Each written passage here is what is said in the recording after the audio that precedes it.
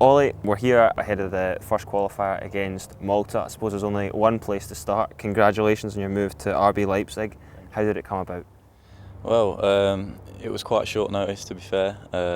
Found out, I knew about it for about a week. I knew that they had fantastic belief in me and really showed great interest and loved me as a player, which really felt good. That was one thing that I really looked out for, was a manager and a club that really liked me for who I am and what I do on the pitch. And you were linked to a lot of clubs down in England, Premiership clubs, but why Germany? Why make that move to another country? I believe the Bundesliga is a fantastic league, one of the best in the world, I'd say, from what I've seen on TV, and just by watching, the style of play really suits my play and how I play as a player, and especially Leipzig. They've showed me clips of them playing, and I've seen them play a few times, and the style of their play suits me perfectly. I really couldn't turn it down. The facilities are top notch, literally 5-star. I couldn't say anything bad about the club, including the staff. The staff and the manager, really nice and kind, and treat me like a real gem, which is a privilege. I'm very happy to have signed for him now.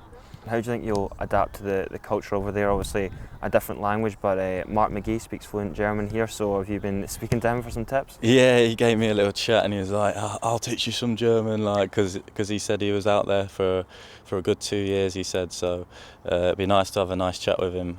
And following the transfer, you're now confirmed as the most expensive Scottish player ever. Tell us how that feels. It's quite a staggering stat for you to take in at only 19 years old. I couldn't believe it when I realised the news. I didn't know at all. Even when I signed, when I realised the figures, I couldn't believe it, but I didn't realise I'd be the most expensive Scottish player. It's a real privilege and a fantastic achievement for me, and I'm really delighted, and it shows that the hard work I've really put in has come off. Because of that transfer and obviously your brilliant performances for Nottingham Forest, a lot of people are talking about you, lots of sort of former players are talking you up. How do you sort of deal with that pressure at such a young age? The pressure, you're always going to have pressure. It's part and parcel of being a footballer. If you can't take pressure, then you're in the wrong game, I believe. No, I take it. Even anything, I just take it with a pinch of salt, and I take every person's advice, and I appreciate advice and deal with it. And I believe I can deal with it very well. And all I want to do is play football and work my socks off. And tell us about your story. You're obviously born in Kirkcaldy but brought up in Nottingham, is that right? Yeah, I was brought up in a place called Malta, which is about 30 minutes from Nottingham, but I've played in Nottingham and I stayed in the academy and stayed in the digs in Nottingham for a good 2-3 years, so it's been an emotional journey for me, to be fair. I believe it's a new chapter for me and I'm ready to push on. And although you're so young, you've achieved so much. You made your Scotland debut in March against Denmark. What was that like?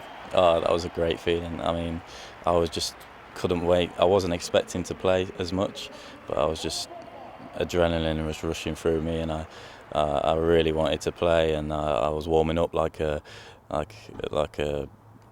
flipping cheater in a flipping barn, like it's crazy. But I really enjoyed that. That was a great experience for me, and hopefully many more to come. Your first Scotland jersey, where did you keep that? Is that something that you treasure? Yeah, that's something I treasure. It's all framed up, and I keep that quite close to me, yeah.